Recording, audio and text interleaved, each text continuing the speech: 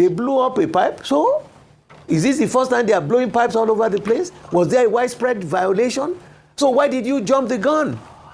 And this is a party, this is a state controlled by the opposition. Now, what are we now saying for the future? I want to advise, Mr. President, you can only define and know a crisis when it starts. You don't know how it would end. I want to beg you, and I want to beg Nigerians, kadankada, like they say in Hausa land, wayo wayo, as they say in Igbo, and tejejeo, like we say in Yoruba land. Absolutely. I am pleading. It is right, a revisitation of democratic Armageddon. Yes. Let us be careful. We have to. Let us be careful.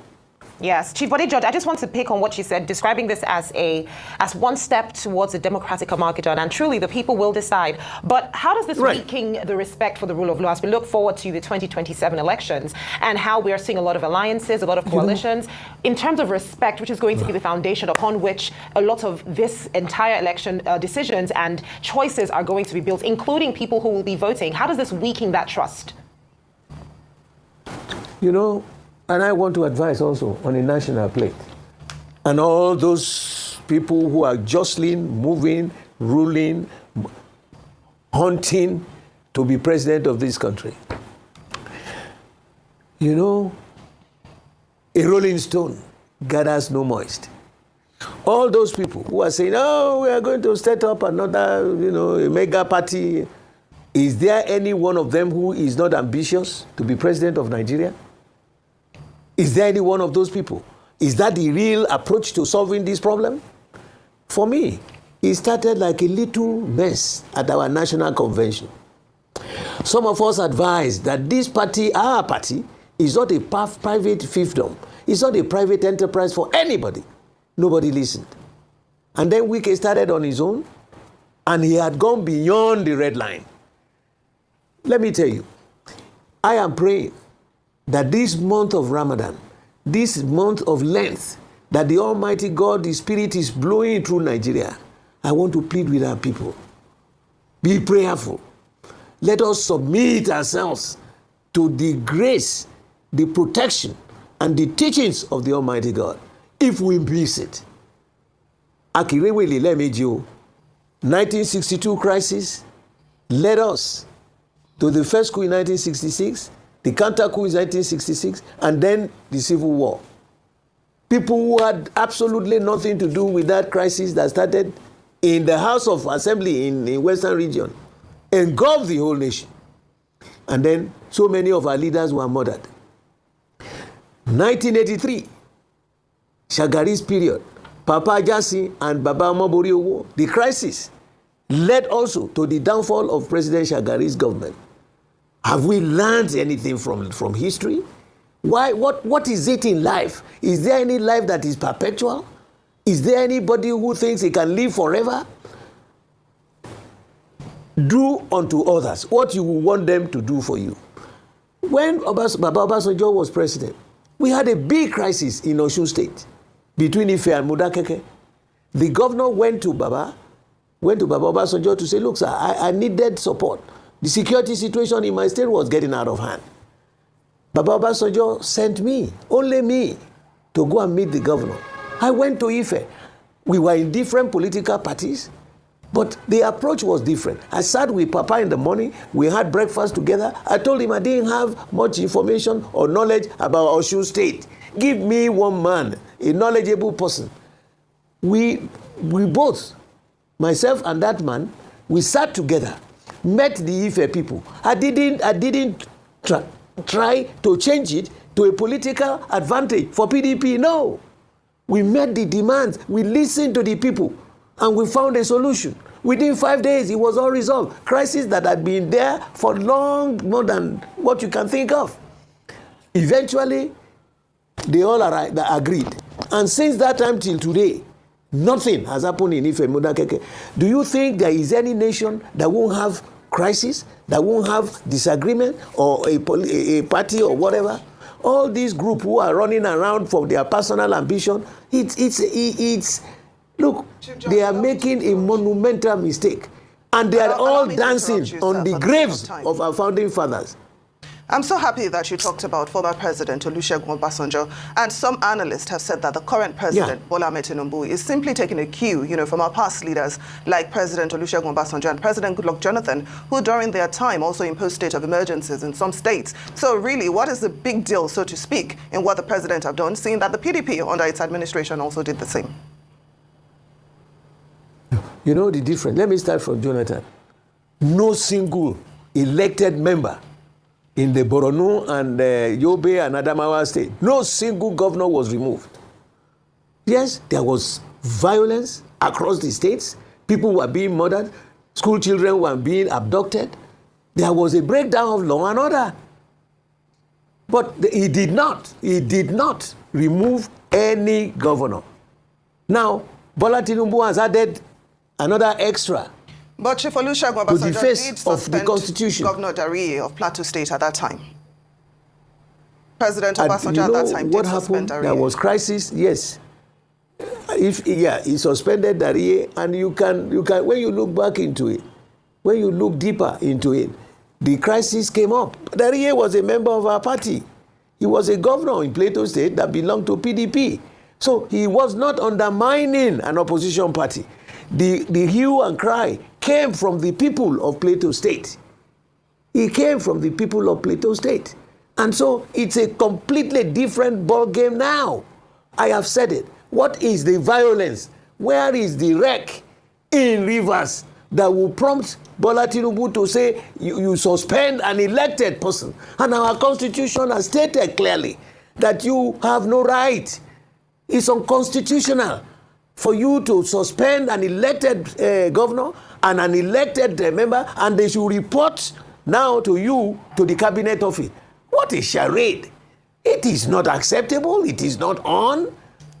You know what it reminds me? You are now behaving like a military governor, like a military president. The judiciary and the executive and the legislative arm are independent but equal in powers. What are we seeing? The voice of Jacob and the hand of Esau. What are we doing, for God's sake? Now, Chief Bode George. Baba Tinubu, please, you have to be extremely careful. I've told you, everything that is happening today happened before 1962. You should take the speech read by Baba Awolowo in the parliament. It was like as if he was a soothsayer. And now, where is the violence in Rivers? And I want to please Rivers people, both the mainland and the riverine people, I beg you, be resilient, be quiet, don't be violent. Put a shame on what they have called you. Put a shame on them by remaining perfectly submissive to the goodness of the Almighty God. Please, don't create any violence. Look at that governor. Yes, of course. With regards to, you're speaking to the people now.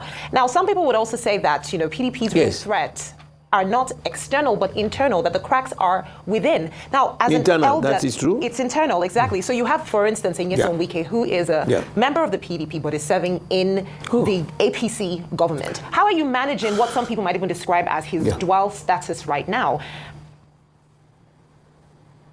Let me tell you something. When the crisis started in PDP, they invited me as an elder to join the G5 governors and some other elders. I did. We fell out when we found that some of the things they are doing do not fall in line with the dictates of the party. And what Wike just did is completely unacceptable in any civilized situation. I cannot be a member of this party. He has crossed the red line. You know why? During this same period of trying to put state of emergency in Rivers, he revoked the CFO of our party secretariat. I want him to listen to me very carefully because he's like my political son. It's like you come from your community, and from that community, your home village was there. Suddenly, you now became the local government chairman of that community. And the first exercise you did, official, is to go revoke the certificate of occupancy of your father's house. So are you saying the house that produced you, the house where you got all kinds of things? You know, so if he did that, what is the amount of money we are owing? 7.2 million. It would have been more honorable if he put his hand in his pocket and he says, yes, you are owing this, but I'm going to pay it because I am a thoroughbred son of the soil. I am a child of that house. It is that house that gave him the ticket to be chairman of the local government, made him the member, chief of staff to the governor, made him a minister, and became governor for 8 years. What else do you do? Chief Bode George, is that the way to say thank you? Would you then say, based off of what... Is that the way to say thank you? Based off of what you've just said, would you then say that Pardon? in his actions, through what he has done, Nyesom Wike that is, has disowned his own party as a result of what he has done, as a result of political preferences? Absolutely. What else? That's what I said. You know, as a general, I'm saying he has crossed the red line. Once you cross the red line, what are you looking for? So what is he if still you have doing gone then? Why do you to think take he's over still your a father's member? house? Why do you think he is still a member of the party? In your own opinion, No. why is he The still party, there? you know, these things are just breaking. No. You know, young lady, this thing is just breaking. Mm-hmm. The party has to meet. We have to meet. The leaders, the members of the board of trustees, we own the party in trust for the members of the party. We own the assets and the liabilities of the party, you know, for the good of our people. If a young man has done what he did, to say they should revoke the party secretariat of our party, he has crossed the red line. He has declared an open war. And it's such a shame. We must be irresponsible as leaders and elders if we don't take an action. Unfortunately, like I said, when those people started the committee for what do they call it? The one that Tommy Kimi is heading, disciplinary committee. I looked at the membership. Tommy Kimi, yes, is on Atiku side. The secretary of that same committee is on Atiku side, Jegede. And they said I should come and be a member. I said, no, I cannot. First of all, Tom met me in this party. I cannot serve under him. Then secondly, the way the thing was structured was warped. Please allow me so to where do you start? And I'm pleading with our people. Now I'm told that there was a judgment this morning by the Supreme Court again that Anyanwu should come back. We have no qualms. We have nothing to do. We can't appeal to anybody anymore now. We should go back. Fortunately, by October, November this year, we are going to have a convention. Now, very well no said. qualms, Chief don't George, fight please nobody. Allow me to come in because of time. We're Don't almost fight completely anybody. out of time. Now, Yes. you said something earlier. Yeah. You said that a true son should have put his hands in his pocket, you know, and paid the money instead of revoking, Yeah. you know. But then some That's people, the right but some people would say Absolutely. that that's actually the problem. The fact that for a while he's been single-handedly funding the PDP. This has led to the issue of money politics, selection of candidates, and all the issues that threatened internal democracy in your party. So if you said that should continue, are you not simply, you know, continuing in the path to destruction? Anyway, that's an observation. We are almost out of time. Now, my last question to you is this. It's curious how there were no dissenting voices in the National Assembly regarding the state of emergency in Rivers State. What happened to PDP lawmakers? What happened to other opposition lawmakers? Why were they silenced regarding this matter? No. I am happy you raised that point. We are told that the voting procedure in this kind of a situation, like we have seen in developed world, it's not by voice vote. It's not voice vote. I want to congratulate and thank some of our senators who worked out. These are the truths, because tomorrow history will be written. I have here the speech made by Baba Awolowo in 1962. It is historical. Now, all those people who sat there, who did this, was there a voice? What the proper thing will be for every member, which we had done before. In this kind of a situation where it is dire, it's not a matter of voice vote, Because the man who is presiding, if he's biased, even if it is negative, we say it is not negative. And the House members, majority of them were not in town. Majority of the people were not in town. If you want us to do it, to dissect it, let them give us the actual results. How many people were in this on seat? How many physically voted? Which is done in the United States. When it comes to matters of importance like this, you go one by one, you will vote, they will count. Not by making sure that you do it by voice vote as if it's not important. A voice vote is just like something you can just flip up. This is so vital for the future of this nation. It's so vital. And the issue that if he pays 7.2 million, he's the one that is there. He said in 20 years the party has not paid. You mean he cannot afford 7.2 million naira to pay on behalf of the party? Even I'm not a minister. If they ask me, I will pay it, and then you go back and collect your money rather than disgracing your family outside. Is that acceptable? And let me tell you, there is no political party like PDP. We still have our structure. The real Iroko tree in this country, the political Iroko tree, is the PDP. Where in the APC, a congregation of strange bedfellows, where are the members of their national ESCO? Where is the national chairman? He's acting. Gwanduje. Where did he come from? Is he not from our party? Who is the national secretary of APC? Who is the national organizing secretary of APC? And then come down to the zones. They don't have any structure. Okay, Chief Bode George, it is the private fiefdom of an individual. As we wrap up this conversation, there's following the legal maxim, who comes to equity must come with clean hands. Where is the accountability? On the side of Nyesom Wike, the Minister of the FCT, on the side of the President Bola Ahmed Tinubu, you've said a lot, and it's tilted towards a problem, a significant issue that you have raised. But where is the accountability? Who are we referring to when we say certain things should not happen? Where are these complaints going to go? And where do we meet accountability for these actions? The accountability will come. I am just a senior member of the party, a life member of the Board of Trustees. I have voiced my own voice, my own opinion. The party, I don't own the party. No individual owns the party in our own PDP. The party must meet. Decisions will be taken. And with what I have told you, and with the attitude of the other side that created this mayhem on the party, all sides, like I said before, have committed a harakiri. They have messed up badly. But now, one side has gone even higher and demeaning. What he did is so demeaning to the party. That's why I said, let me set an example. It's like PDP should be like his family house. You said we are owing 7.2 million, and then you withdrew our certificate. The house that produced you, the house that recognized you, the house that gave you whatever you are today, whoever you are on the national ticket. So the only thing you can do is demean them and draw the carpet under them, under their feet? No, sir. It's never done by civilized world. He has drawn the red line. He's telling you, go to hell. Bode George. Go to hell. And the other ones are going, we want mega party. We will resolve this party. We need to wrap in up the interest of the founding fathers of our party. We will resolve it by the grace of God. We definitely. I like this challenge.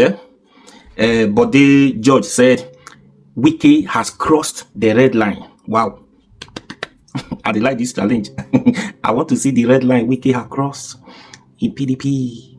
What PDP is going to do Wike for crossing the red lines. You see the problem here. Why PDP has not been able to sanction Wike, has not been able to discipline Wike since this problem started, disturbing Fumbara. They've not been able to do Wike anything with all the threat they has been threatening all the PDP members. He fought all of them.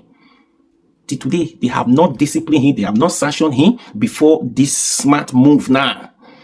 Now, the battle line has been drawn. He said he crossed the red line. I want to see, you know the problem here? Wike is one of the biggest stakeholders in that PDP. Wike has invested heavily in that PDP. So PDP not fit do anything. He say we PDP fit do Wike anything. Therefore don't do Wike anything. And Wike smart guy. Wike never resign for PDP. He did PDP. He did work for APC. He's destabilizing PDP for APC to succeed for 8 years, for 4 years or 8 years as the case may be. See what I'm going to tell you now. Go and mark it down. Wike and Tinubu will fight in this country. Go and mark it down. Because Wike, his aim now is he will come out in 2031 to contest president, because 2027 is not sure for him. All this one now in preparation, working for Tinubu. He will come in 2031 so that Tinubu also will support him with the same pattern. So Wike will not resign from PDP to APC. If Wike resigned from PDP and joined APC fully, Wike's career is dead. If he resigned from PDP and fully joined APC fully, Wike's career is dead, because if he joined APC, Wike will not suddenly become Oga in APC. He will be under some people in that party, because if Wike is stubborn, people when he did APC, they are stubborn too. They understand the game. So Wike will not have the time. The chances he had in PDP, he will not have it in APC. So Wike, smart guy, he does not want to resign. He just want to destabilize this party and succeed in 8 years, if at all they do. So 2031, he will come. PDP, APC will not give Wike a ticket in 2031. He will still come back to PDP to fight his way to get tickets. If he not get ticket, the problem will still start. Even if at all he get ticket in APC by working for Tinubu now, if Tinubu will still be alive to support him at that time, because he knows Wike, very smart guy. Very smart guy. That is the problem. So now, I want to see the red line Wike has crossed. You don't understand? Smart guy, Wike, everything he get time. Now he don't successfully destabilize PDP. He get the key. He and Tinubu, we don't even know who is the president now. As it stands now, we don't know who is president. Wike is the spokesman for Tinubu. Whatever Wike said, final, because Tinubu know the major role Wike play in Rivers State. Tinubu sacrificed Rivers State for Tinubu's for Wike alliance, for the major role Wike prayed for him to take over, for him to win Rivers State, because he knows now the better strike now, because that time 2027 is not sure for APC to win Rivers State. The only option for them is to do what he did now. The battle has started. PDP, it is your turn to revenge. You don't understand? It is your turn to revenge. Wike has done his worst. This is not my time to talk. Constitution does not work in this country. Anybody thinking about constitution, follow due process, follow constitution to get Rivers State, to win Rivers State, or to win the presidential election in 2027 is a waste of time. You know, I've been saying it. 2027 is back boost. That's what you hear. You see the move now. If you know, say you not get the power, the strength, the capacity to collect back boost. Don't come out to it's not for you. 2027 election is not child's play. But this, mark it down. In this country, Tinubu and Wike will still fight. Just like Wike and Atiku, they don't fight their own. Not be say physical fight too. This quarrel where they see so, it go backfire. It not go be like this forever, because Wike, it does not have respect for anybody. Nobody when Wike not fit fight. Now only God, now Wike not fit fight. Now only God do. If he say now Wike they Rivers State as a governor, say all this problem they happen. Even if the war when they Rivers State, say war, they everybody could see say war they Rivers State, and Tinubu is the president, and Tinubu and Wike they are not working together. I feel bet everything. Tinubu they not born aware. He not fit declare a state of emergency and suspend Wike as a governor. They not born that person where he will be the governor, he will be the president, and suspend Wike as a governor of Rivers State. They not born that person where. But now two of them together, because Wike you want to complete in 8 years. We shall see who win this battle. Please share this video.